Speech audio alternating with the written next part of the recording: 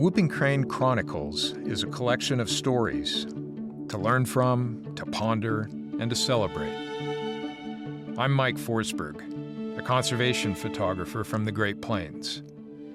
I've spent the last 5 years, camera in hand, exploring the natural history of whooping cranes across the continent, meeting the people who love them, and discovering how these tall, magnificent, and rarest of cranes are navigating our 21st century world.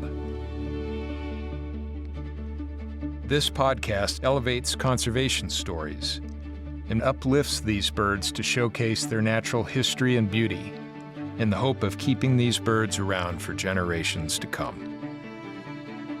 Join me on the journey.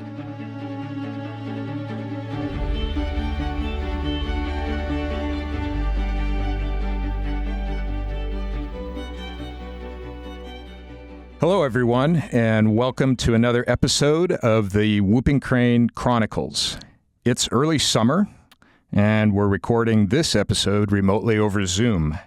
Joining us today from Saskatoon, Canada, are two incredible guests, Mark Bidwell and John Conkin, who are both wildlife biologists with Environment and Climate Change Canada's Canadian Wildlife Service, and have spent a large portion of their careers researching and helping protect whooping cranes. Hi, John and Mark. Thanks for the time today. It's good to see you two on screen at the same time. Good morning. Good morning. It's great to see you too, Mike. Yeah, thanks. So where are you guys? Where are you coming from today? Exactly. What am I looking at on this screen? Well, we're just down the hall from each other. We're both in our offices here at the Prairie and Northern Wildlife Research Center in Saskatoon on the campus of the University of Saskatchewan. And we're both based here, as you say. And we're really glad to be joining you from the Paris of the Prairies, as they call. Wow, I like that. They're, here in Lincoln, Nebraska, we are the Silicon Prairie. So you got the Paris of the Prairie and the Silicon Prairie.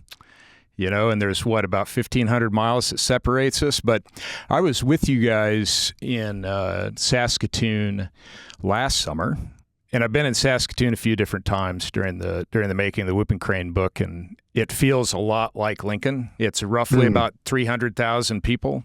Our University of Saskatchewan and Saskatoon is the province's, major university here in Nebraska. We have one University of Nebraska, with its, head here in Lincoln. It feels like a big, small town in a lot of ways. Where we're coming to you from here is at the University of Nebraska's East Campus on the School of Natural Resources, which is mostly agriculture, natural resources, law, and dentistry. But thanks for being here on the program today, both of you. So we, for our listeners, us three know each other through the last 5 years or so, almost 6 now, working on the Whooping Crane book project of mine, which wasn't mine. It was a collaborative and a big community of folks that got together to produce the book, and the Whooping Crane Chronicles website that we have built in, and other stuff that we're continuing to work on together. So I think the first time I met you, John, was probably on a phone call, actually trying to set up a blind in north of Saskatoon near Marcelin, Saskatchewan, for whooping cranes migrating out of Wood Buffalo National Park in the fall. We'll talk about that in a little bit. And Mark, I think the first time I met you was actually on a Zoom call. I was in a pickup truck with my iPhone down at Aransas National Wildlife Refuge on wintering grounds, and trying like heck to get service and talk to you about this crazy idea of doing this whooping crane book, and what kind of collaboration and help I might be able to have from you all up in Canada. So, man, I can barely remember those times now, but I'm really glad to call you both not just colleagues but friends. And so anyway, it's good to talk to you again. So enough about me and that. Let's tell our listeners a little bit about each of you, and learn a little bit more about your backgrounds. where you come from, why you're here today. Mark, I think we'll start with you. Well, I live in Saskatoon, and that's where I grew up. I grew up here, and, I've been all over the world working on different projects and studying, all over Canada, but I always come back here because I really love this place. And growing up in Saskatoon in the 70s and 80s, I grew up just a couple of blocks from the river, South Saskatchewan River, and spent a large part of my childhood like just tramping around and playing and hiking in the river valley. And these days they'd probably call it free range parenting, but back then my parents were probably more like, just get out of the house already. Right. Like they were busy parents, both professionals, both with busy jobs. And they're like, just go. So I spent a lot of my childhood in that river valley. Yeah. Watching birds, catching frogs, making forts, doing all the things kids do when they're told to get outside. And that was, I think, a pretty early and important influence on me. Yeah.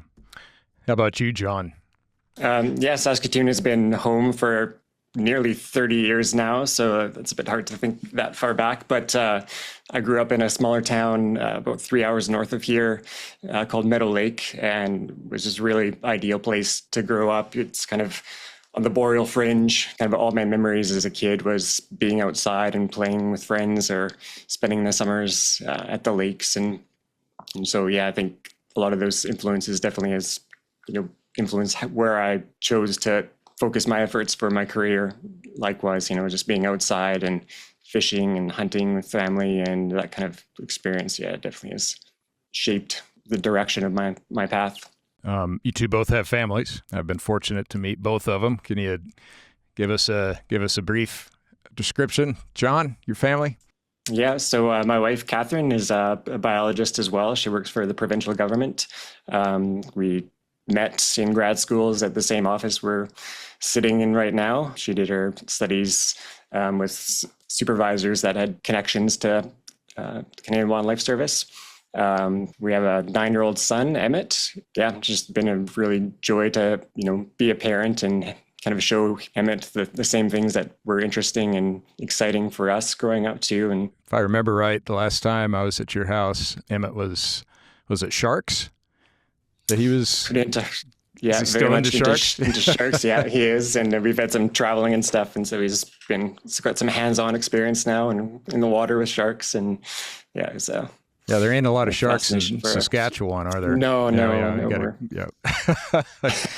And I believe, if I remember correctly, your wife, Catherine, she works with piping plovers. No, she has some background. She has worked with them as a summer job back in the day, but now she works for the provincial government and kind of in the section that sets the hunting allocations and that sort of thing. Upland birds is her focus. Okay, that. I see. Yeah. I see. But you work with piping plovers. I know that. I know you, at least you have in the past as well. And I know Mark does too. So I'm bringing all that in because as we talk about families, the first episode of this series was with my oldest daughter, Elsa, who works on piping plovers too. So cranes connect us all, but so do those little birds as well. Mark, tell us about your family. I have a wonderful family. I'm very fortunate. I have a beautiful wife, Christina, who is a professor of English at the University of Saskatchewan here. Christina, her focus is Indigenous literature, so literatures from Indigenous people in Canada. She's from Newfoundland herself, moved out here to work at the university. We met, and I'm all the better for it. We've got a wonderful family, 2 young kids, a 10-year-old son, Michael. He was born before I met you, so I can't say you had anything to do with the choosing of that name. Thank you. He was named after Christina's dad, actually, and also my dad. They share a first name and a middle name, Michael, and a 7-year-old son, Leo. So Michael and Leo they're outdoor children for sure. They're definitely get outside and play kids as well. Yeah, feel very fortunate. John and I have had an amazing experience working together over the last decade. And one of the things that unites us, I think, is that we both had kids during the time we met each other. And we've both sort of had that same experience while we've been in the field and doing work together on whooping cranes. And we're watching, in many cases, whooping crane families grow up as we watch our own families grow. And I think that's something pretty special. It's been an amazing experience having kids while at the same time as, watching the birds have their kids. I think John and I are both really grateful to Catherine and Christina, who have put up with us going into the field so much. So that's just something we wanted to mention at the outset. Yeah. We take off for 2 weeks at a time and leave them with our kids. And, they do the same. We take our turn when they go for their work. But it's one of the pressures of raising young kids when you have a busy job. Yeah, you don't do it in a vacuum, do you? It's great to have such support. And I think those kids are better for it, too. I guess I wonder, have you learned anything from whooping cranes and their parenting that you brought home to either of your families? Yeah, maybe just the resilience that kind of captures that bird in so many ways. But yeah, just you kind of have to roll with it and adapt to situations. Yep. And so that's very similar to what a lot of the wildlife we observe do. Yeah, resilience is a key word. One of the things I know we'll talk about on the podcast today is the tracking that we do in the tracking partnership. And it's funny, often we look at the birds that are traveling with young ones, and we're really curious, like, why are they behaving in the way they do? Why would they stop there?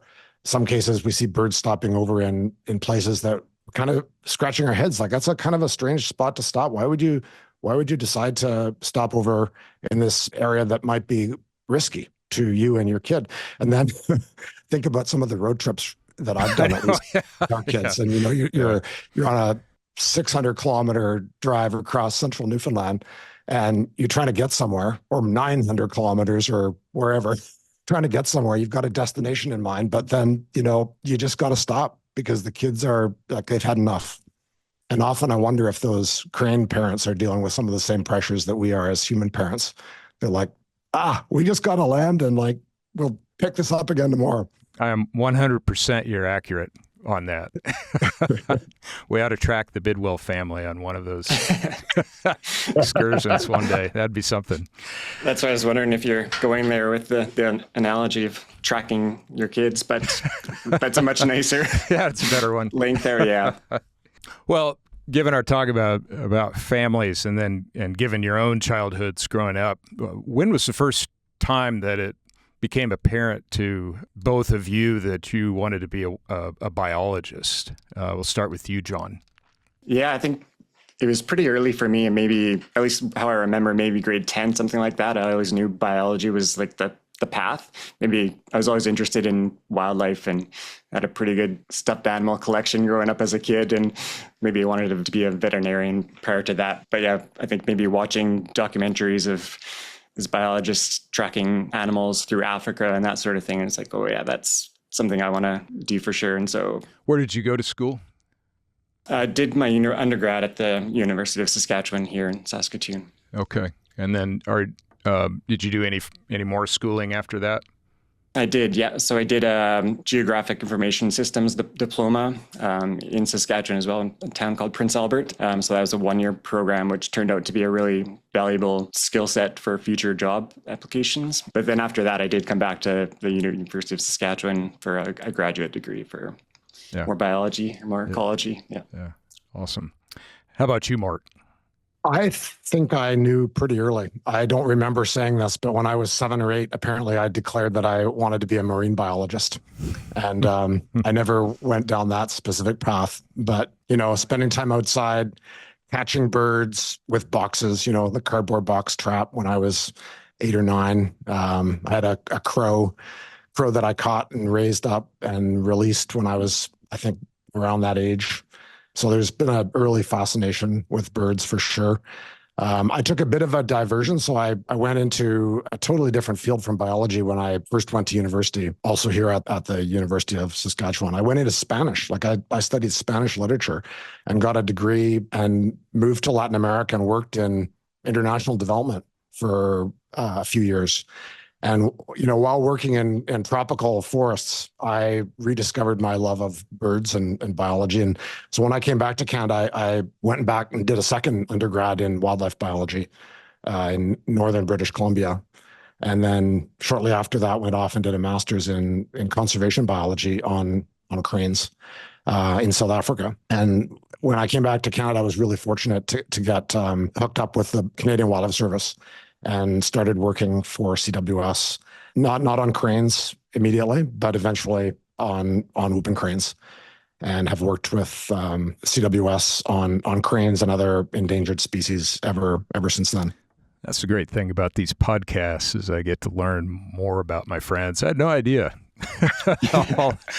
all of those layers for both of you. It leads me somewhat to my next question is around how your careers led you to whooping crane conservation. Mark, you mentioned it just a minute ago, but what was that first connecting point officially with whooping cranes for you in your career? Well, I had been working on waterbirds and ducks with the Canadian Wildlife Service for a number of years and gained a lot of experience conducting surveys from helicopters. And that's something that we do now for whooping cranes. But yeah, my first experience was organizing and leading surveys of ducks. And out of that, I had studied cranes. I had worked on blue cranes in South Africa for my master's degree, and job opportunities present themselves and one applies and you throw your hat into the ring. And I was really fortunate, in all of these job processes for wildlife biology jobs, there are dozens or hundreds of applicants. And so there's a real element of chance and luck in any kind of application like that. And I was fortunate to be hired as the successor to Brian Johns, who was the whooping crane coordinator for Canada for many years, and the person who took over himself from Ernie Kite. So there's a long history of really, really prestigious, hardworking, smart biologists that John and I feel really proud to be associated with. Yeah, I was hired into the position of the whooping crane biologist for CWS, and kind of thrown into the mix because Brian had been retired for a few years. And so we didn't have anyone available to do that handover in the way that you would hope, in the way that you usually would, get some training from the person who preceded you. But I had good mentors up in Wood Buffalo National Park, really good scientific mentors. Dr. Bob Clark here in Saskatoon at CWS, who I learned from and was able to take those teachings and that knowledge into the whooping crane position. Well, they've passed the torch wisely, Mark. That's great. Yeah, and you mentioned Brian Johns. I don't know Brian near as well as you and John do, but we got a chance to spend a little bit of time with Brian last year up in Saskatoon during a whooping crane meeting, which is wonderful to see him again. The first time I met Brian was nearly 25 years ago, maybe, working on the sandhill crane book, and was up in Saskatchewan for a while and got to meet him and his brother. So yeah, birds connect us in so many ways. John, when did you realize, or what was your first job officially with whooping cranes? Similar to Mark, I guess I had, prior to this position with Canadian Wildlife Service, I had a background in field jobs and other jobs related to monitoring and field programs and that sort of thing, and largely linked to birds. And so as I came out of the graduate studies, I took a job with an NGO for about 4 years, a bird-focused position. But after a few years, there's just time for a change maybe, and this position came up. I think it became as a mat leave for one of our colleagues in CWS, and so that was kind of my foot in the door with more of a long-term position with Canadian Wildlife Service, working with Mark directly and some other species at risk monitoring and recovery programs. And that kind of just snowballed into some term positions for a few years, and ultimately an indeterminate position with Canadian Wildlife Service with either 100% focus on whooping cranes, or at least 50 to 100% focus on whooping cranes over the years. And but yeah, likewise, it's been great to work with Mark over that period, and some other really good, talented biologists, and just really great colleagues in general to have in this building and this organization. Do you remember the first time you two worked together? Boy, have I stumped the panel. Yeah. I mean, we've been working together so closely for over a decade now that it's hard to remember. It's really hard to remember any one particular time. But the first time would have been when John came up to Wood Buffalo. I think I'd been there for a year, and we conducted the surveys together. And John, as he mentioned, I didn't say everything about his background, but he has a lot of experience conducting surveys from airplanes and helicopters as well. And so when John came up, he just fit naturally into that role. And we had recently transitioned the survey, which had been done for decades and decades in fixed wing aircraft. We transitioned that to helicopters, primarily for safety reasons, but also to collect better data. We're able to collect more information on the cranes during those surveys when we can fly lower and slower and observe the birds better than we could do previously in fixed wings. And working with helicopters and starting to learn about how to work in helicopters in that landscape also allowed us to start landing, which you can't do in a fixed wing in that environment. And so by being able to land and operate on the ground, we've opened up a whole new area of work. Again, this was pioneered by people who came before us. They also did this kind of work. But for many years before John and I came in, it hadn't been done. So we were able to start conducting studies on the ground by landing and working with the birds. So yeah, looping back to your question, the first time would have been, John, you jump in here, but I think the first time would have been one of those early surveys that we did together based out of Fort Smith of the whooping cranes in Wood Buffalo National Park. Yeah, that'd certainly be the time frame in terms of as colleagues, but I think we shared a field course as students prior to either of us being in these positions, but yeah. What course was that? Do you remember? Was it a stats course or? No, I think it was a field program at Emma Lake in Saskatchewan. Oh, that's right. That's going back. That's going back. I don't want to guess what year that was, but yeah. With Dr. Karen Wiebe. That's right. Yep. Also one of my mentors and obviously one of John's too, since she led that field course. That's right. So we worked together as students and then as colleagues, and we've done that now for well over a decade. Yeah. Oh, it's pretty cool. Well, we've talked a lot about you two and your connection to whooping cranes. Let's talk about whooping cranes themselves in Canada for our listeners. Brief summary on the history of whooping cranes in Canada, and we'll talk a lot about them up in Wood Buffalo National Park, but also on migration. Yeah, so obviously whooping cranes, the remnant population bred in Wood Buffalo National Park. That's when the population hit those lows in the 40s and 50s, that the last breeding birds were those birds that were inside Wood Buffalo National Park. So stepping back, historically, breeding whooping cranes would have been pretty numerous in parts of the prairies, not just in Canada, but in the US as well, likely in more numbers than they ever were in the boreal. The prairie is still really important. That migration corridor goes right through the Prairie Canada, includes really important stopover locations for those birds that are there fueling up for southern migrations in the fall or make their way back north in the spring too. So really important sites throughout Prairie Canada. So you have anything to add on that, Mark? Well, I think that you touched on our backgrounds and where we grew up, and that was around Saskatoon and in the boreal fringe. The forest fringe of Saskatchewan. And those are areas that are critical to whooping cranes.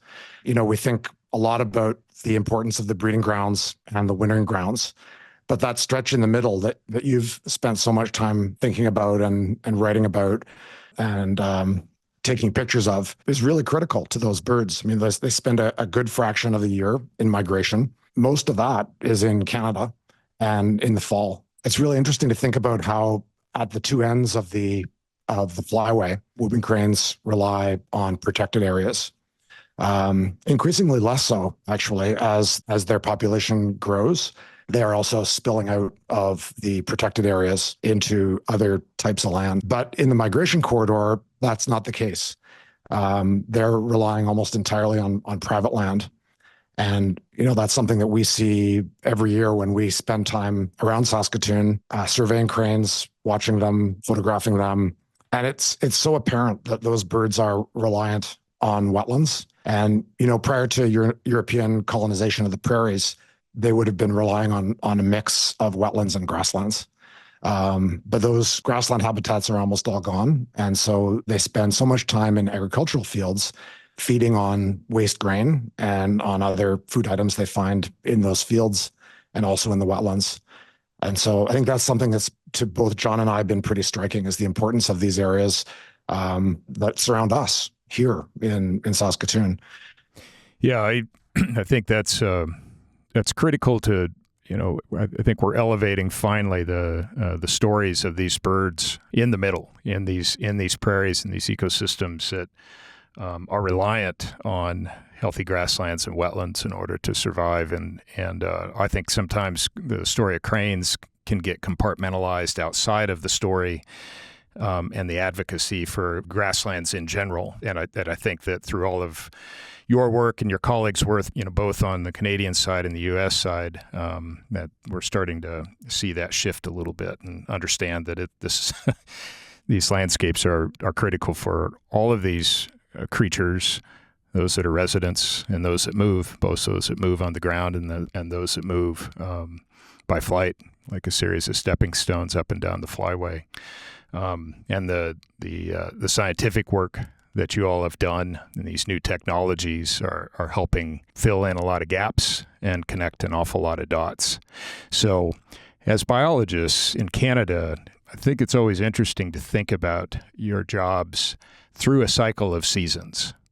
So what is it like to be a whooping crane biologist through the cycle of the seasons?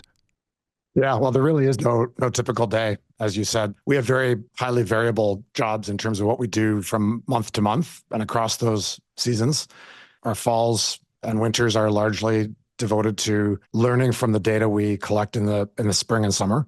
Fall is a bit of a transition because we do spend some time in the field on the prairies because cranes are here for such a long period at that time, and because it's such an important period for them. So we're out in the field as much as we can. But then we transition later fall and into the winter into, sometimes I feel like an accountant and I'm like processing receipts and doing financial reporting. Mm-hmm. Other times I feel like some kind of crazy computer scientist because we're sitting there writing code to try to better understand what's going on. We spend too much of our lives on email and Zoom calls. So yeah, all of that is in service of learning more about the ecology of these birds we love. Yeah. And so we put up with a lot of time in front of the computer that is not our passion, honestly. Our passion is being out there and watching the birds and trying to create things that will help them. Well, let's dig into the whooping crane tracking partnership. We've had a couple other folks on this side of the border here in the U.S. Talk a bit about the tracking partnership. We had your longtime colleagues Dave Brandt, now retired from USGS, and Dr. Barry Hardup, recently retired lead vet for the International Crane Foundation, and they talked about some of their experiences, the tracking partnership. But I'd love to get your perspective and frame for our audience, again, those maybe haven't listened to the previous ones, what this partnership is all about and how it works. It's been an incredibly fulfilling experience. I'll say that to start, working with colleagues in Canada and in the United States on this whooping crane tracking partnership. I guess the early days of the partnership preceded both of us, biologists from CWS and the U.S. Fish and Wildlife Service and USGS captured the first whooping cranes as part of this effort in 2009. And I came in 2011, and John came in about a year later.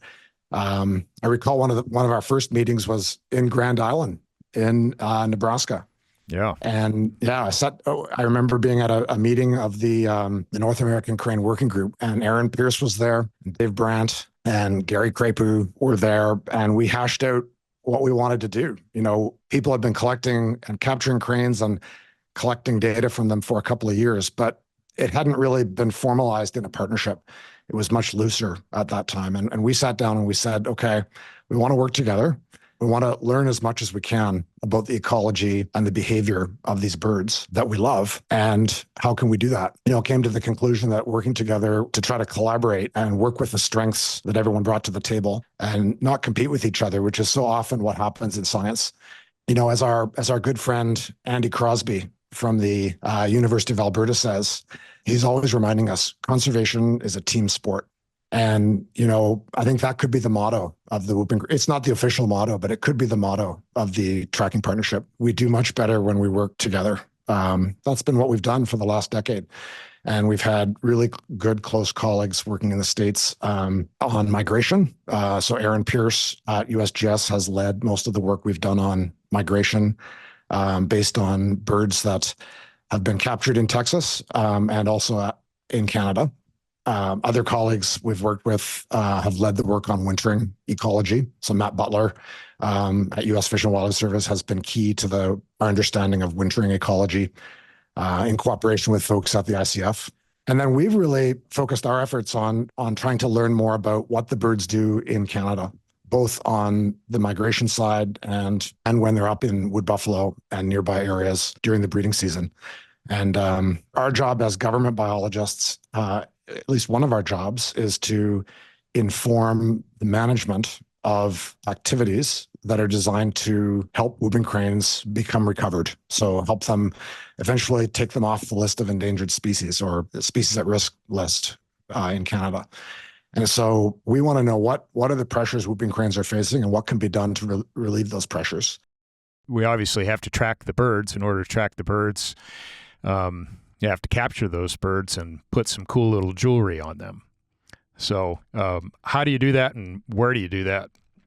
Yeah, so captures have been done in the United States, in Texas, but it's also been done in wood buffalo. The birds that we're capturing in Canada are juvenile birds. They're maybe about 60 to 80 days old before they're capable of flight. It doesn't mean that they're not mobile. And so it's still a bit of a process to get these birds in hand. So basically it's a hand capture to get the bird. We rely, of course, on helicopters with most of the things we do in Wood Buffalo National Park and the surrounding areas relies on helicopters to access those sites.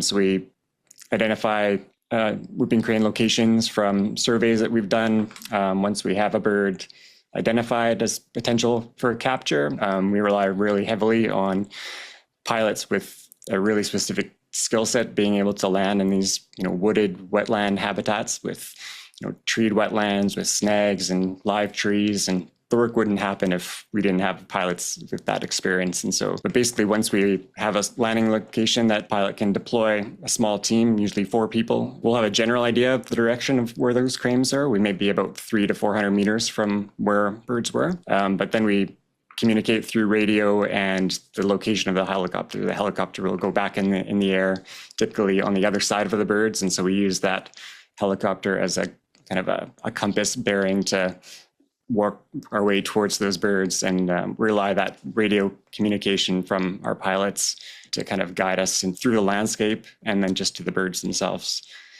Once the parents see the capture crew, they typically will fly away, but that juvenile bird will often bed down or sometimes run a short distance. But if we're able to cover that distance fast enough, we'll get that bird in hand. And then once it's in hand, we tend to have about 10 to 15 minutes with that bird to put those GPS tracker on one leg and some color bands on the other leg. We always do this work with a veterinarian. So it's been Barry Hardup for the International Crane Foundation in many years. But in recent years, it's been Sidney Black with the Wilder Institute, Calgary Zoo, both fantastic people to work with, and we learn a lot from them. We do a number of measurements and different things, take some blood samples, and but typically after 15 minutes or so, we release that bird and make our way back to a spot that the helicopter can pick us up and move on to the next. Sounds pretty easy. Yeah. Yeah, John's been there, yeah. You've all been there, yeah. Yeah. Yeah, that was the thing that struck me. And it's one of those deals where I remember early on Dave Brandt telling me, Mike, it's hard. It's the hardest it's one of the hardest things that I do each year is training for that week of captures up in Wood Buffalo, because that landscape does not suffer fools at all. And I did get the luxury of being with you all for a few captures.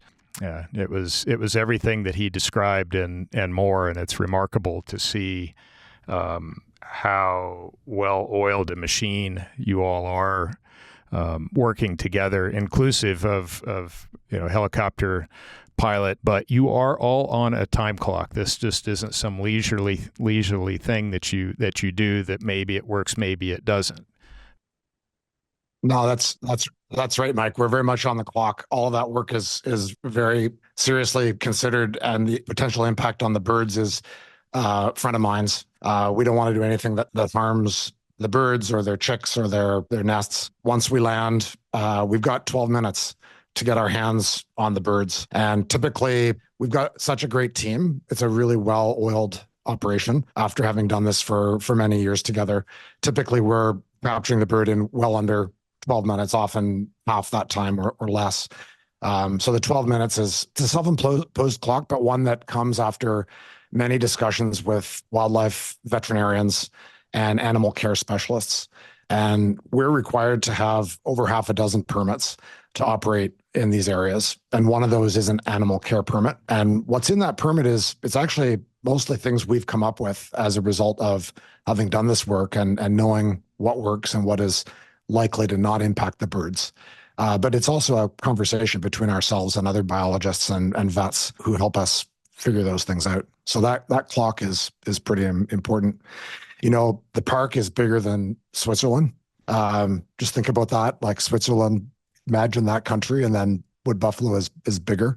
The whooping cranes, for most of the time they're in the park, are occupying a pretty small portion of the park in the northeast corner, which we refer to as the whooping crane breeding range.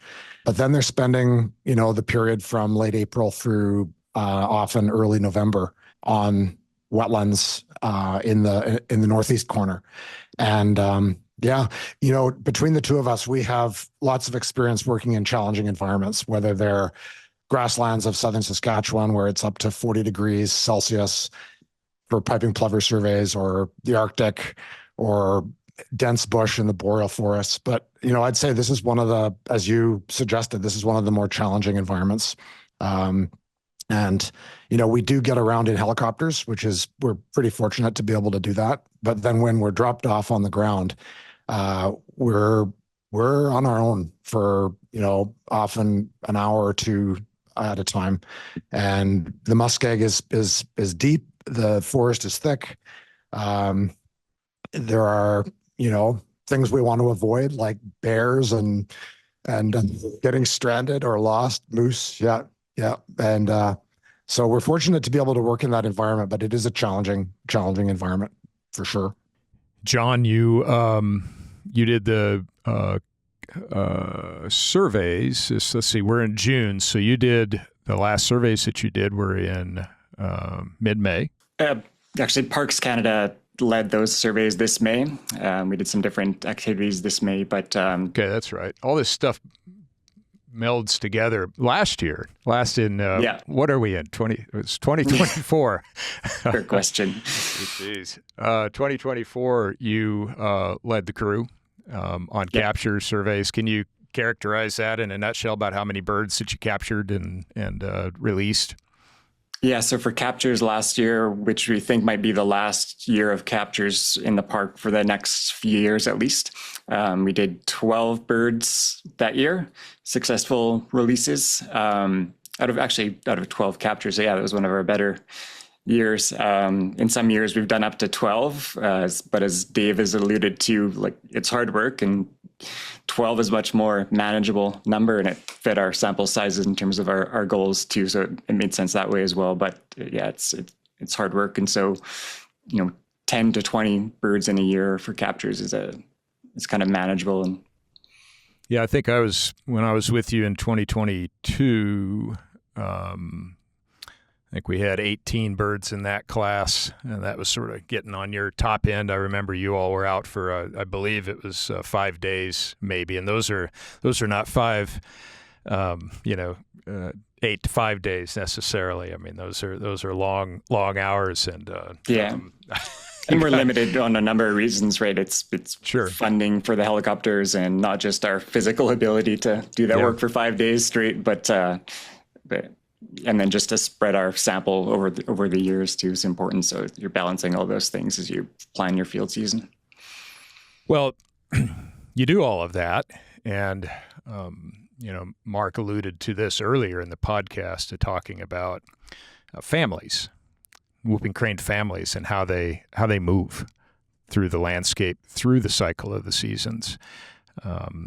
When Dave and Barry and others have captured whooping cranes down at Aransas over the years, some of those captures have been juvenile birds that are, months older than they're in that maybe that 8 to 10 month time frame, using a completely different kind of technique to capture birds. But most of them are adult birds that they've been capturing down there over the years. But yours are focused on chicks. And what is it that you have learned then? What did you want to know, or what has surprised you about these chicks in their first year of life? Because this is where you find out, and we'll talk a little bit about some new technologies that you've been using just in the last couple of years to look at these birds specifically at the nest. But from the time that they're captured, or from the time that they're a few months old, just pre-flight stage, in that first year is critical for whooping cranes. So let's talk a little bit about what you've learned. Yeah, so one of the rationales, of course, for wanting to be able to band chicks and get that first migration, it's part of the data that informs these decisions. Is, the fact that they're going through the first migration, they're going through some pretty industrialized landscapes in northern Alberta, and then throughout the flyway, there's some challenging landscapes too. And so we wanted to know do those young birds, do they behave differently than more adult birds as they pass through those landscapes? And just learning more about those young birds is really fascinating to see what they do, especially their first year or two. Once they've left their parents, their second migration in spring is really interesting patterns, and even their second or third year, really interesting patterns there. Yeah, those are, I think, really important points. I think we need to go back to one of the main motivations we had for capturing birds and putting transmitters on them, which was to really learn more about what cranes do when we're not watching them. So cranes are highly studied. They're highly watched, but people can only go certain places that cranes can go. And typically we're biased by road access. In Aransas, you can go on a boat. So that's a little different. But on the prairies and the Great Plains and the forest fringe of Canada, people go see cranes in cars, trucks. But that's really only a small percentage of the landscape. The cranes tend to avoid people. That's something about cranes. They will go places that there aren't people around. They're pretty sensitive to disturbance. And so one question we had early on was, where do cranes die? Like, what are the sources of mortality for whooping cranes, and how do they die, and where and when do they die? And back before this tracking partnership began, there was a strong thought that a disproportionate number of cranes died during migration, that migration was a very risky period for cranes. We still believe that. We know that's true, although the disproportionate nature of it isn't quite as supported by the evidence as we thought it might be. And we've learned that juvenile cranes sometimes die on the breeding grounds. They're taken by predators, and cranes sometimes die during the winter. And it's pretty much in proportion to the time they spend in those areas. And we only know that because we captured cranes and put these transmitters on them, and then we're able to learn about what happened to them throughout the entire year, not just during the period and in the places that we could see them. So I think that's one important underpinning of the project and one important finding of the project. It's interesting to us that cranes with chicks, we haven't even really begun the formal studies of behavior of juveniles and subadults. So most of these are anecdotes or if you like, anecdata.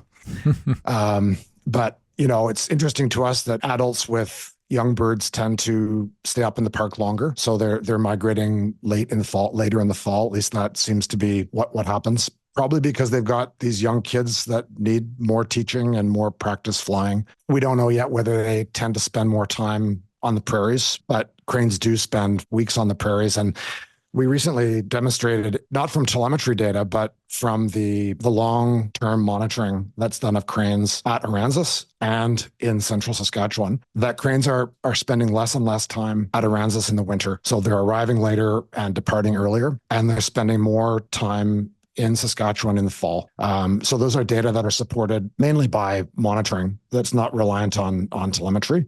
But the telemetry tells us much more about the fine scale movement patterns of the birds and what they're doing when they're here in the fall, and which habitats they're using, and what juveniles are doing in relation to their parents, what subadults are doing after they split off from their parents. There's so much to learn. So much to learn about the behavior of these birds, and the tracking data are helping us uncover some of those patterns.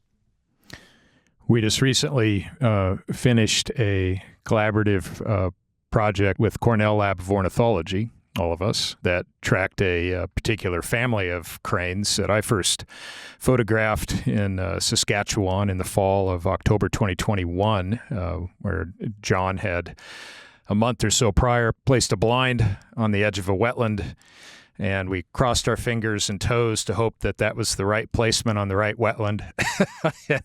and boy, we got it right. And there was a family that we ended up calling the church family because of the small village called Marcelin that was in the background had a 100-year-old Catholic church that would oftentimes reflect in the wetland where this particular family seemed to hold the territory in the fall with its young chick. And from that point, over the last several years, I ended up photographing that family in various stages of its, its life together. And we ended up having the parent female.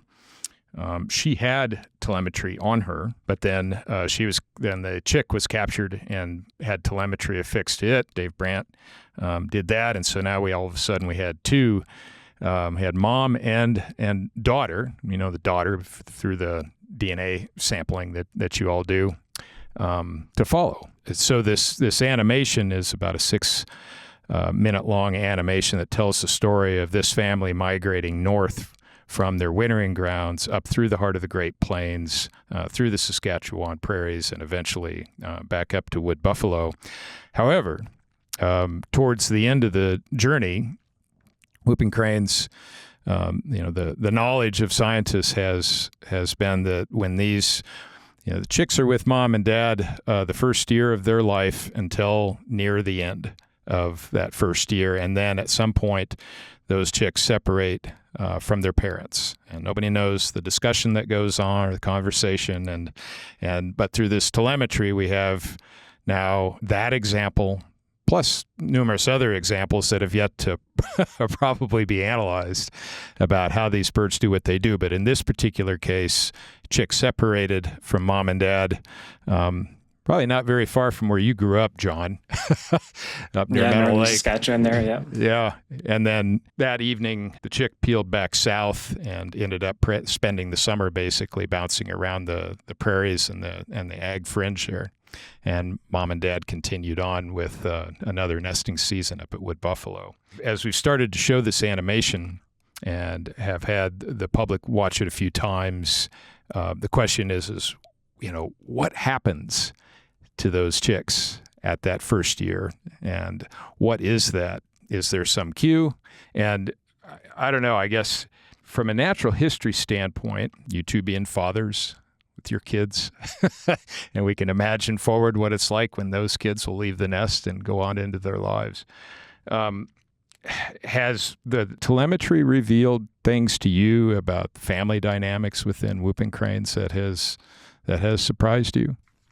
Yeah, watching that video is really striking how, at least the way it's portrayed, is a really abrupt, separation of that family group there too. And I shared that with my sister, and her first thought right away was like, what happened to the church kid? And so she was happy to report, at least in that case, that seems to be doing fine and went back to wood buffalo, it looks like this summer. So we'll see after the year how she made out. Might be breeding age at this point now, so that might be interesting. But I think one of the striking things about this tracking data set is that, we knew that some young birds, juveniles, subadults, would spend the summer through the prairies and other places. So it's not just all birds will go to wood buffalo. We thought the majority still would, but we're seeing it's really, really common actually for subadult birds to spend their entire summers or most of their summers south of the boreal. Definitely eye-opening how common that is. I think of the cohort that we marked last year, 12 birds, I think right now like 4 of them are providing data through the summer in Saskatchewan right now. And so it's way more common than we thought. And then, just some of the wider ranging of those young birds is just really phenomenal. Like we've seen one bird go into like far north of Wood Buffalo National Park into Nunavut in one case. We've seen birds go into British Columbia to the west, southern Alberta. Yeah, they spend a lot more exploration happening that we didn't realize how common that was. I was in Montana last week. On the west slope, far western Montana, and was shown a picture of a whooping crane in the summertime from last year, way out of the range. No telemetry on that bird, but more of those sightings, I think, are coming to the fore now as the population continues to climb. That brings to mind something that we're always trying to remind ourselves and other folks who work with the data that we've generated through the tracking, that despite having captured over 150 birds and put tracking devices on them, which is monumental when you think about it, when you think about the size of the population relative to the number that we've captured, we've still only captured a small fraction of the total population. For wildlife studies, it's pretty good, but it's still quite small. And we see such a range of variation in the behavior of these birds, in particular young birds, after separating from their parents. But it makes us really curious what else is happening that we don't know about, because we're certain that there are behaviors that cranes have, places they go, things they do that we just can't tell yet because we haven't captured those birds and tagged them. Last year was probably the final year of the current phase of marking, capturing and tagging birds, but it probably won't be the last time we ever do that, because there are always new questions to answer that can shed light on conservation. I just wanted to say that moment in the animation that we created together where the mother and daughter separate, parents and the daughter separate, it's so poignant. Yeah. It happens in midair. Yeah. It happens in flight. And they had spent the night together and taken off. And then not long after that, the daughter peels off and heads south. And the mom and presumably the dad too carry on up through the boreal and through the oil sands region. We tell that story a little bit in that video, and then ultimately to wood buffalo. But that separation, we would need different kind of tracking devices to shed light on what's going on in the minds of those birds as they separate for the first time. Yeah. Well, I think it's a great example of you have to do the science to have the data, and the data can be analyzed for science, but it can also be used to tell story. And those things all work together in this beautiful circle. And I'm really glad that we are able to do that. And I sure hope that we can continue to do things like that moving forward, because every one of these birds has a unique story to tell, just like each of us have our own unique stories to tell. Which Mike, before you go on, I just want to say thank you actually for helping us better understand the importance of storytelling, and that's something that you've really helped us learn and understand over the last 5 or 6 years. And listening back to one of your other conversations, I think it was Chris Boyer who said conservation has no lack of data, but it does have a lack of stories. Yeah. And convincing people of the need to take action to protect biodiversity writ large, and cranes, which is our particular corner of biodiversity that we care most about, that requires more than data. It does require stories. And when you have such rich data on such a rare species, I think you're almost compelled to dig into into what individual birds do, because that really matters. If we were telling the stories of sandhill cranes with over a million birds, what any one bird does or did doesn't matter as much because, it's 1 in a million or 1 in more than a million. But when we've got just over 500, somewhere between 500 and 600 whooping cranes in the wild population, losing 1 or 2 birds, if we do, we've shown using population models that there can be an impact on the population of losing just a handful of birds, even 1 or 2 birds. Yep. And so I think really focusing on the behavior of those individual birds is pretty key. And that's something you've helped us understand. Our job as scientists, often is we think of our job as detecting patterns in large data sets and saying, what do birds do usually, or what do they do generally? And then trying to make predictions out into the future based on those patterns. And that's very important. Applying the scientific method to try to learn about endangered species is as important as any other species. But I think you've really helped us understand that the flip side of that is focusing in on individual birds and telling their stories. Well, I appreciate that. Oh, team sport, right? If I can just add to that, so yeah, no, it's a fantastic point, Mark. And I think maybe extra too for some of us who are outdoor minded, where we, maybe much more, our intentions to be outside, maybe in a small group or by yourself. And that's like your ideal situation, but you like communicating these stories and working together in bigger groups and is such a key part of this whole thing and where the successes happen, right? And it's not just, those moments in the field collecting the data. It's, there's a whole series of steps that need to make for this kind of thing to work. So, yeah, a whole bunch of people behind it. That's what we want. You do this in community. And if you can't do it in community, that's not going to work long term. And the hard part about that is that you're always passing the torch on to the next generation. There's no finish line in any of this, right? So we stand on the shoulders of those that came before us, and hopefully our shoulders, while we can still stand, can support others, as we help, mentor folks along. I wanted to get to the technology that is being employed now more recently by you all up in Canada. It speaks back to what Mark said. There's a lot of dark holes in what we know about whooping cranes and the nuance of their lives. And so another thing that you all are doing are putting remote instrumentation in nesting territories up in Wood Buffalo. And in 2023, I got a chance to be a part of that for a couple days in mid-May, before Andy Caven and I were fortunate to be embedded in a couple blinds together to watch a nest for a week. So, Mark, you want to talk a little bit about the instrumentation that you all are putting out and why you're doing that, and what are you hoping to learn or discover? Yeah, I'd be happy to. So John and I are just back from the field in early May. So we didn't participate in the survey this year because we were visiting nests, landing in the vicinity of active whooping crane nests, putting a bunch of equipment up at those nests. So what we do is we land several hundred meters away from the nests. We hike in with heavy backpacks containing video cameras, remote still cameras, an audio recorder known as an ARU, and a couple of water loggers. And then we set these devices up on metal T-posts that we hammer into the ground, usually without any kind of injury to ourselves.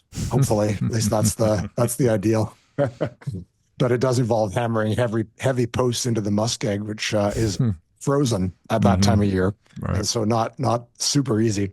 Anyway, we put up all the gear, try to get in and out pretty quickly, and then we let the equipment collect information over the course of the incubation period. So that period that you were able to view from a blind and that you've documented so well in your book and on your website and in a recent publication with Andy Caven.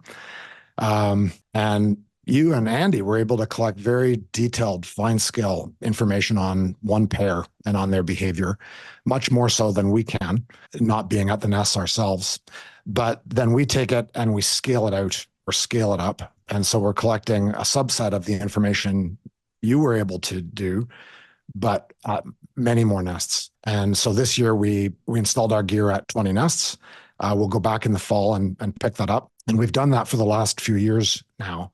And we've achieved a pretty nice sample of nests.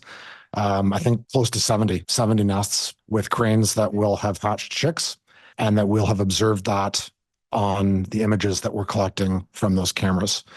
So you asked why we're doing that. So I'll touch on that. One early motivation, and this was a collaboration with Grant Harris and Matt Butler from the U.S. Fish and Wildlife Service. They really were key in helping us think about what are the sources of mortality for whooping cranes. And we know a lot about mortality in the post-nesting period because cranes can be monitored. We can, pick them up under power lines. We can find them when they've been accidentally shot. But in wood buffalo, if you don't have banded cranes, which we do have a small sample of, but most are not, you don't know what happens during the nesting period or in the breeding period. And nesting is even worse because, you're talking about eggs and you can't band an egg. And so we were really curious, what are the sources of success and failure for nests? Like what causes whooping cranes to be successful or to fail during the nesting period? And one of those possible sources is predators, another is weather, and a third is wildfire. And so we really narrowed in on those three possible sources of loss during incubation and learned quite a lot. Like we've learned that wildfire really doesn't impact active nests because of where whooping cranes nest. So they're nesting in really wet areas, even in the big fires of 22 and 23. Only very small portions of the nesting range were impacted. None of the nests that we are aware of were lost, even though some of those areas were burned over. The eggs had hatched by the time those fires came through. Parents were, to our knowledge, able to take their chicks away from that source of danger, and we didn't see any actual losses.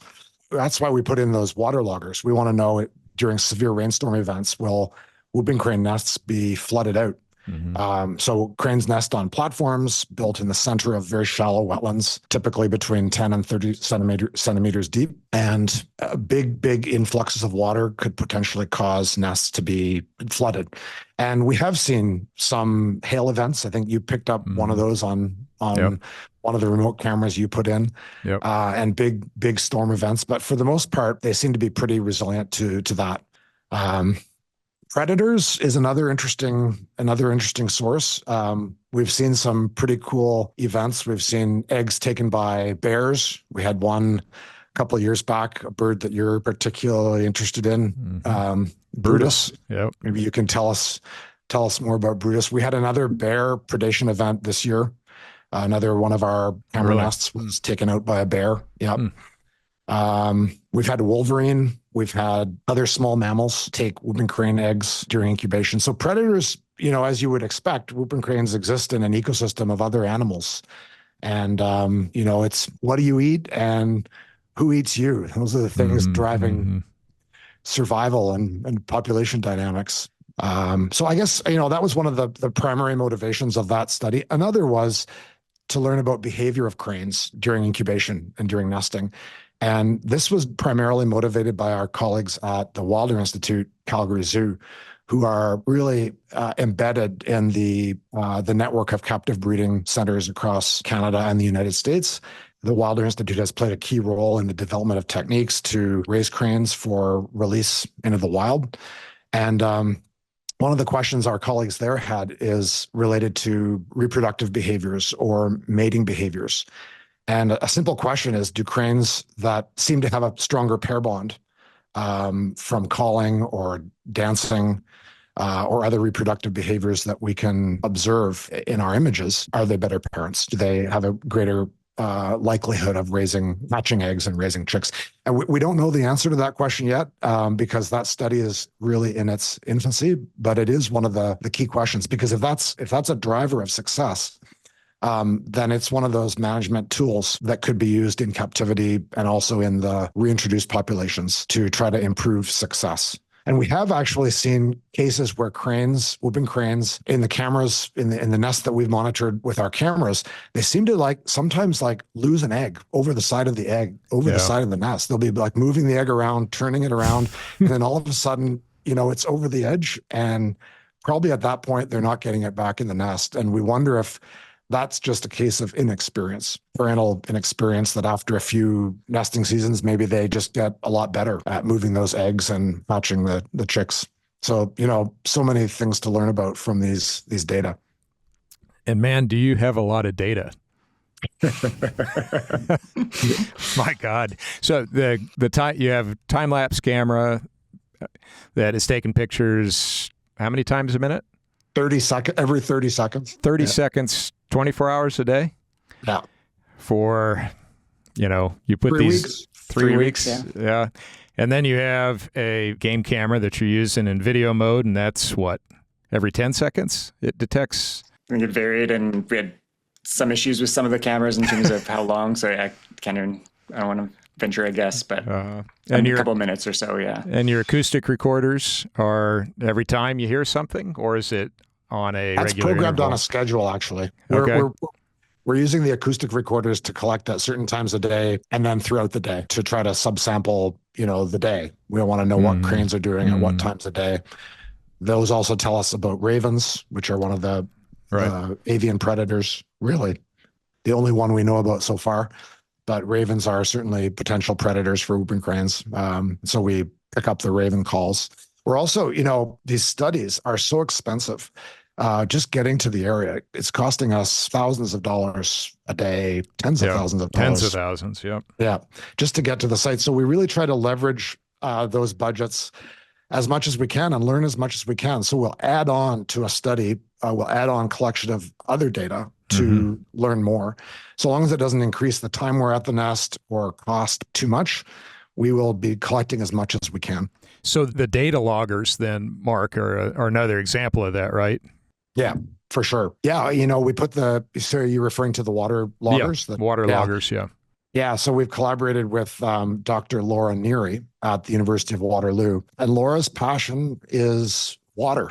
So she's a hydrologist, and she, a few years back had questions around the hydrology of this area and how whooping cranes select their nests in relation to the hydrology. And so we worked with her to deploy those loggers to learn about the whooping crane wetlands as compared to wetlands in the areas that whooping cranes don't use.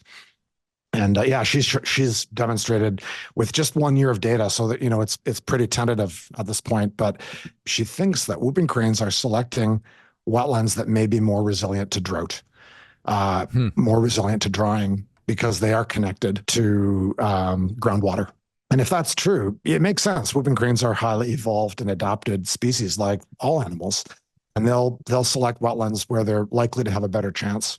Yeah. But of course, in the face of climate change, we have to question whether those patterns will hold up, whether they will be as resilient to drying as they have been during their evolutionary history. I wanted to circle back real quick to Brutus. We talked about him real quick.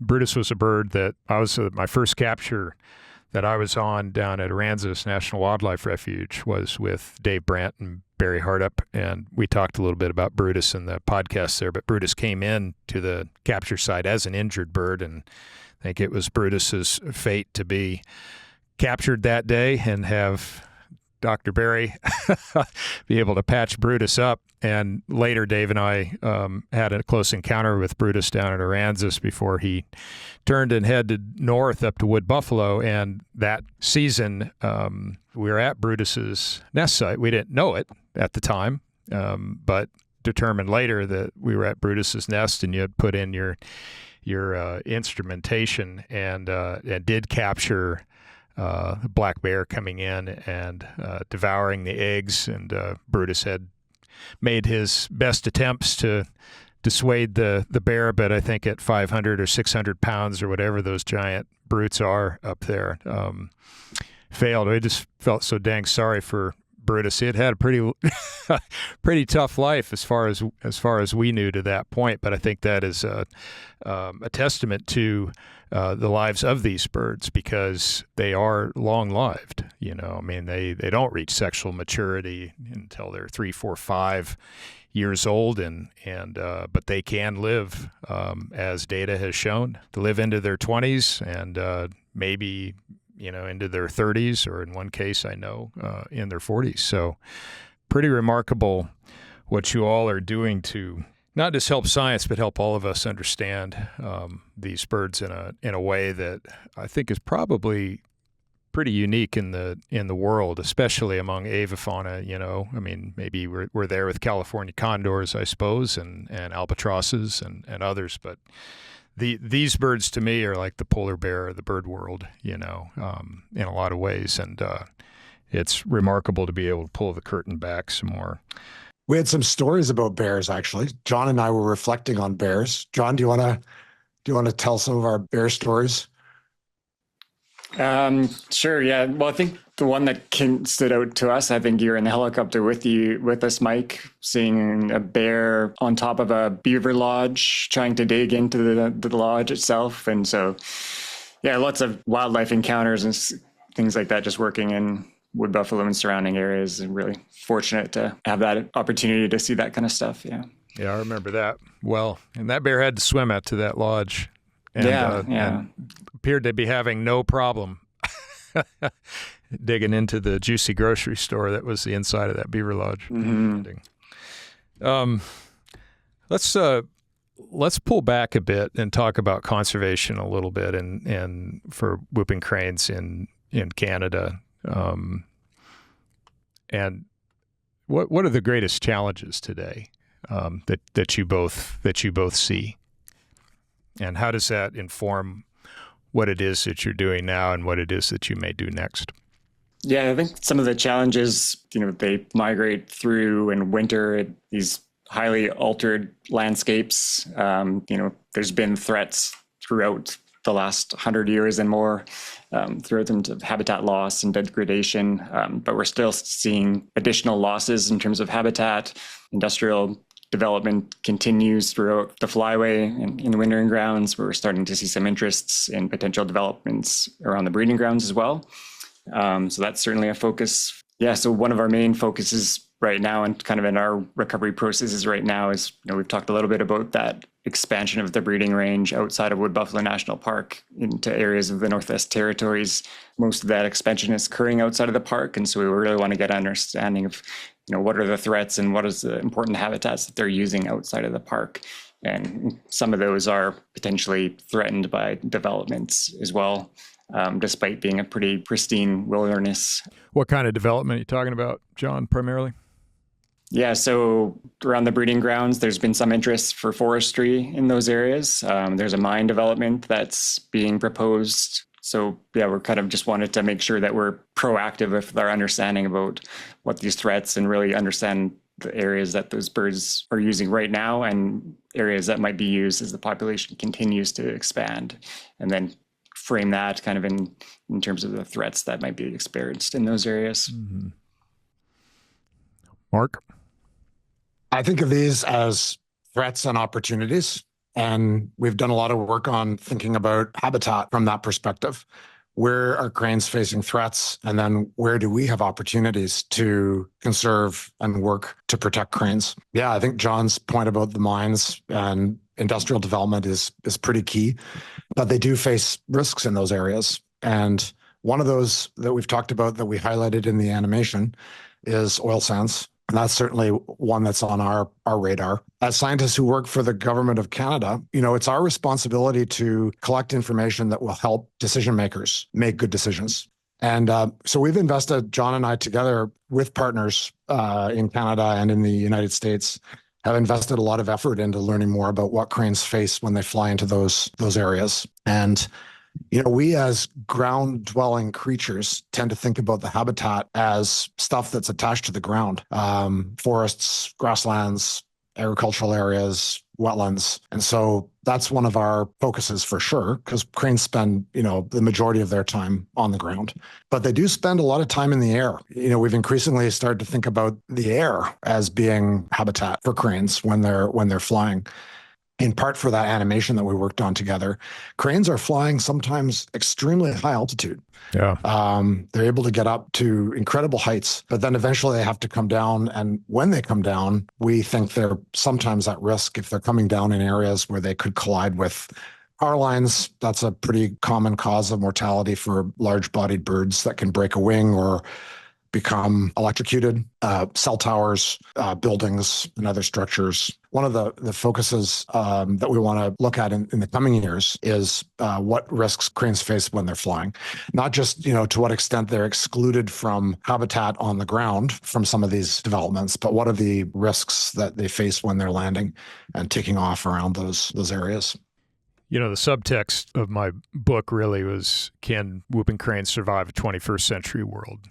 And to me, the thing that became more apparent than anything else during my time was the flight traveling with Chris Boyer, what we called the Whooper Highway, from Aransas in Texas, 2,500 miles north to Wood Buffalo National Park. And flying in the elevations that these birds typically fly, trying to see what they typically see and experience the day-to-day decisions that are made, whether or not it's can we fly today? How far do we go? Where do we get gas? Where do we rest? What do we eat?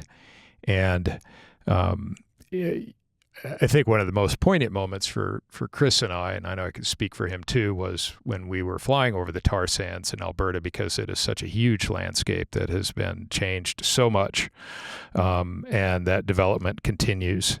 What I also saw, though, was turning around and looking in the rearview mirror as you're flying over those tar sands, to think that we had just passed through 2,000 miles of industrial agricultural development and us. Our own hubris in a lot of ways. And that is the world today. We have ecologies and economies that are laid out on this landscape that connect all of us, and the birds don't pay any attention, of course, to our boundaries or borders, or whether or not they're in Canada now or the United States now. None of that matters. It's just, all life, is working towards survival, trying to live the best life that they can, all of us. So I wonder, for you two, you guys have been at this a long time, and a lot through the experience that you've had, and all the science that you've done, but also just through living your lives and actually being born and raised in the whooping crane corridor, whether or not you knew it or not, when you were 5-10 years old, running around the river or out in the woods. What hope do you have today for whooping cranes in this shared landscape? But I'm curious to hear what you have to say, both as scientists, but also as fathers and as citizens of Canada. I have a tremendous amount of hope for whooping cranes and for conservation in general. Partly maybe I have to, because it's what we do, but I think it's pretty deep in terms of who we are and what we believe, and want to have that hope. But we talked about resilience in terms of the birds themselves. Like, they're coming back from a bottleneck of 14 to 16 birds. Despite that, they've shown fantastic growth over the last 80 years in terms of their population, despite the landscape largely being what it was then, and actually maybe more fragmented and threatened in many cases right now. But the population still continues to grow. Not to say that there won't be additional challenges, and climate change is one that definitely brings a lot of concern in terms of a longer term threat. I think what we've demonstrated with whooping cranes and other species too is, if you kind of provide what they need, some habitats that they can rely on, stepping stones throughout the migration corridor, and leave them to their own devices, they can do quite well if you can kind of minimize those other threats. So I think I have a lot of hope in terms of what we can do. The other aspect of that is just the team, that not just biologists, but the larger people who've been involved with whooping crane recovery over the years is just such a dedicated team, a big team. We've had a lot of resources dedicated to it. We're very fortunate for that. But I've just been so amazed with the people that we get to work with, yourself included, Mike. There's so much dedication for this species. And if whooping crane can't make it, I think we're really in trouble. But I think, we have so many resources for this. And if we can demonstrate what can be done with one species, it's just a great model for other species. Good answer, John. Mark. I have a lot of hope. I mean, John has hope. I have hope. Partly, I think you have hope, Mike. I mean, partly it's because we have to have hope, right? Like, if you didn't have hope, it'd be hard to take the next step every day. Yep. And it'd be hard to wake up and get out of bed and, do the work to make it possible for cranes and other species to survive. So, the deck is stacked against cranes, I think, currently. Cranes have been with us whooping cranes have been with us for 3.5 million years, though. So, that's a long, you think about that in relation to our own history. Like, they've been around a lot longer than we have, and they've survived a lot. They are resilient. They are survivors. They're facing something very different now than they have throughout most of their time. And, that's us. And I think as humans, we have a great responsibility to do what we can to help them continue on. And so I think part of that is hope. And part of it is just getting out there and doing what we can to try to make it possible for them to survive. The flip side of threats is opportunities. And being from Saskatchewan, I think both John and I see a lot of opportunity for protecting habitat, working with landowners, working with Indigenous people who value biodiversity and value cranes. Landowners around Marshland and Prudhomme and Muskegee, they really, really value the cranes. When we have the opportunity to chat to them and we say, did you know you have cranes? These are really special birds. And they're like, well, yeah. This is our land. Whether we're talking to people from the Muskegee First Nation who've been watching cranes for decades or longer, or, wheat and cereal farmers from around Marshland, they definitely know and they value those birds. And I think that's part of what gives us hope, that people love them. Yeah. When people have the opportunity to interact with whooping cranes, they come away astonished and wanting to do what they can. And, I think that's true for our kids too. You asked about being dads. And, we don't take our kids up to wood buffalo, at least not yet. But we do take them out to prairies and show them cranes and talk about the importance of keeping cranes and why we love them. And I think that's part of instilling values that all parents want to do with their kids, right? And our values happen to be focused towards the natural world and keeping cranes going and other species and spaces going. So, part of it is just talking and showing. One thing I think that gives hope, just looping back on the behavior of the birds, the subadults that want to stick around the prairies for sometimes their first few years before heading back up to the park, is that it seems to us there must be some kind of deep historical memory in these birds, whether it's genetic or inbred or whether it's taught to them or what, but there's something there that says this used to be a good place. And maybe it could be a good place. And, we have our own recovery planning processes and priorities and whatnot. But speaking personally, I think that having cranes come back to the prairies would be a wonderful thing. It would be a moment of true progress for these birds and for humans if cranes could survive here again on the prairies where they are meant to be. So that's something that I think that lots of people think that, and whether it'll happen, whether we can make it happen in our careers is doubtful, but, we can take steps to try to make it happen. And, groups like Ducks Unlimited in the United States and Ducks Unlimited Canada and the Nature Conservancy are putting so much effort into conserving wetlands on the prairies that I hope that, with time, cranes will start thinking about settling here and maybe trying to raise a family on the prairies. It might take a few more decades, but it's something that we can hold on to and try to make happen. I think the last time was somewhere in the 1920s, I believe, in Canada and in the U.S., in the sort of the southeastern end of the big prairie pothole region that used to be their nesting stronghold historically. In Iowa, it was 1894. So, over 100 years. I think it's about time we see that happen again. And I think it just, again, it takes all of us working together, particularly in this part of the continent that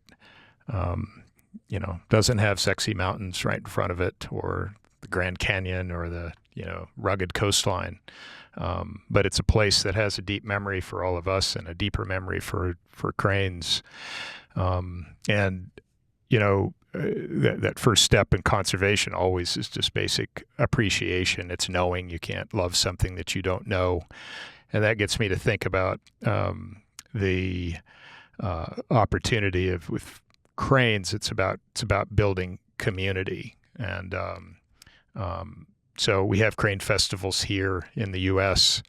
We have a whooping crane festival down in Texas on their wintering grounds, and now there is a whooping crane festival on their breeding grounds, which I think is just lights out fantastic.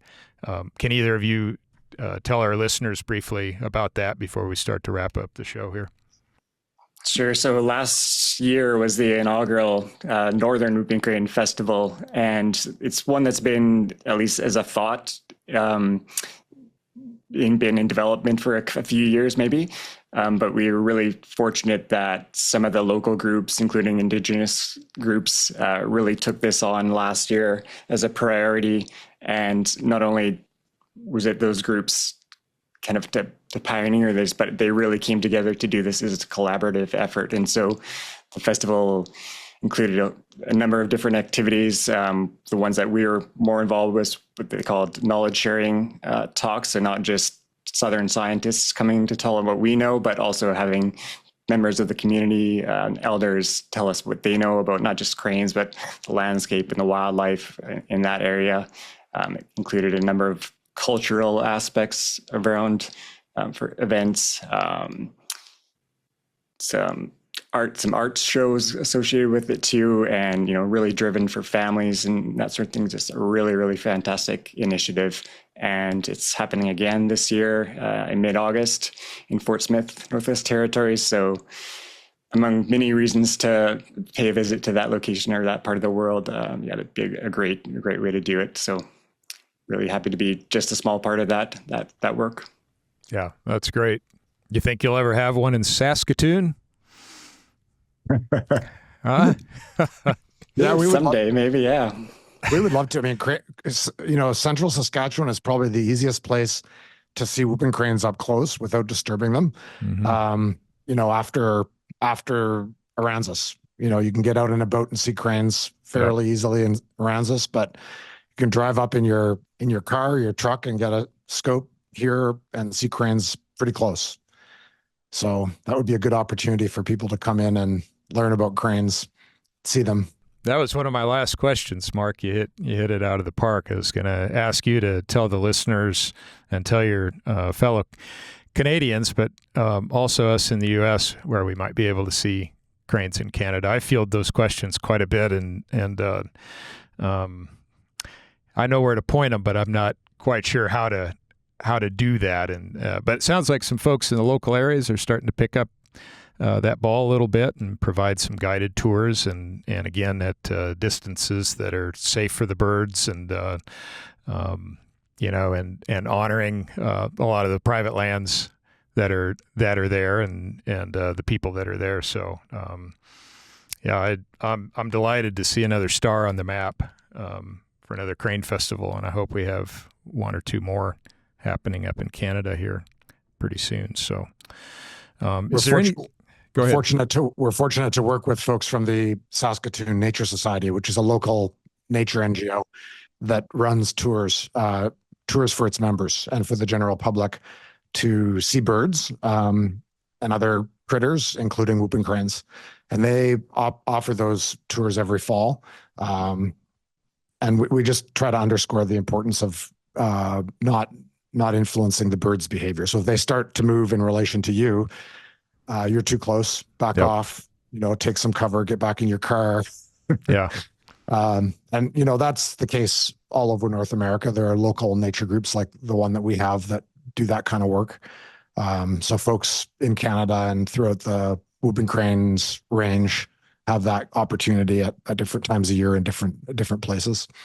Many of those people are active citizen scientists that contribute to our monitoring as well. And John coordinates our fall monitoring work, and so can maybe speak a little bit to the importance of those observations we get from folks in the general public who will call the whooping crane hotline that we've established here at CWS and tell us where and when they've seen cranes in their backyards. I'm glad you brought that up, because I met a couple of John's friends that were down from Saskatchewan on the wintering grounds on Texas. It sounds like they snowbird. They're following the Whooper Highway down to spend the winters in Whooper land and around Rockport area. And I got to meet them at a festival recently, but you rely a lot on those citizen scientists out there, don't you, Mark and John? Yeah, we do. The folks that you met, the Sherlock family, they provide great information, including they're both very good photographers as well. And so they provide a lot of good information for the band resites that Mark talked a little bit earlier too, but just the general public we get a lot of information from not just the birding community, but other people who are just on the land. So people who are harvesting in the fall, or people who are out hunting, we get a lot of information from those. And all that kind of feeds into this larger data set that we've established that includes kind of historical observations as well, where just the distribution and different types of habitat and times of the year that these birds are using parts of Saskatchewan and other parts of Canada. And that information is really valuable for all kinds of purposes, like environmental assessments and prioritizing areas for conservation, that kind of thing. And so, yeah, we really, really value that data that we collect or we get from the public. Well, is there anything else you guys want to talk about, or any points that maybe that we overlooked or missed, or you want to circle back to before we wrap up?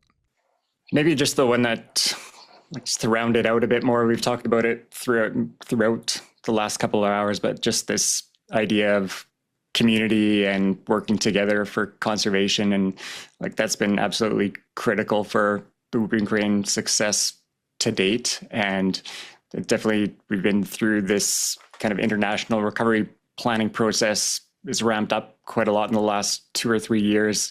And it's been a highlight of my career, really, to work with the people who are involved with those groups, including our colleagues in Parks Canada and the Indigenous groups there too. And, but yeah, just that's the main message that I have for whooping crane and conservation in general. It's just that community approach towards that's been key towards any grounds we've made.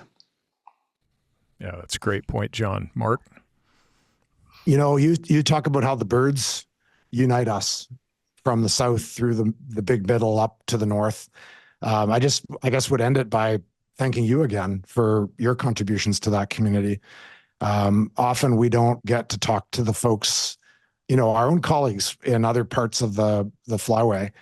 We see them once a year at best, once every few years when we gather at the North American Crane Workshop. But you really tried to forge some of those links, and just seeing your photographs, reading your book, viewing the material on your website, and talking with you, you've been one of those connectors, one of those super connectors for the birds, but also the biologists who try to learn from the birds. So thank you. Thank you for all your contributions to that community. Well, you're very welcome, Mark. I've never, there's few times in my professional career that I've been more proud than have received a letter from you and John inviting me up to Saskatoon during the Whooping Crane Recovery Plan meetings, and to be in a room and see all of you around that big square, with your passion and your knowledge, and knowing that you're from such varied backgrounds and varied places across this continent that we live on. That I don't think I've ever had more hope, and it meant so much. So I want to thank you both, John and Mark, for taking the time today out of your schedules, which I know are busy, sharing your stories and your dedication to conservation of whooping cranes. It's been really an honor to work with you too over the years, and I know that that's not going to stop, and it's even more of an honor to call you friends. That was lots of fun. Thank you. We'll chat again soon, I hope. Likewise. Yeah, thank you guys. Yeah. On our next and final episode for the season, you guys are number 19, so we got one more, and we'll be talking with revered ornithologist and Father Crane, co-founder of the International Crane Foundation, George Archibald. So then we'll wrap up that'll be our 20th episode of Whooping Crane Chronicles. So thanks again so much, John and Mark, and thanks to all of our listeners for joining. Stay tuned.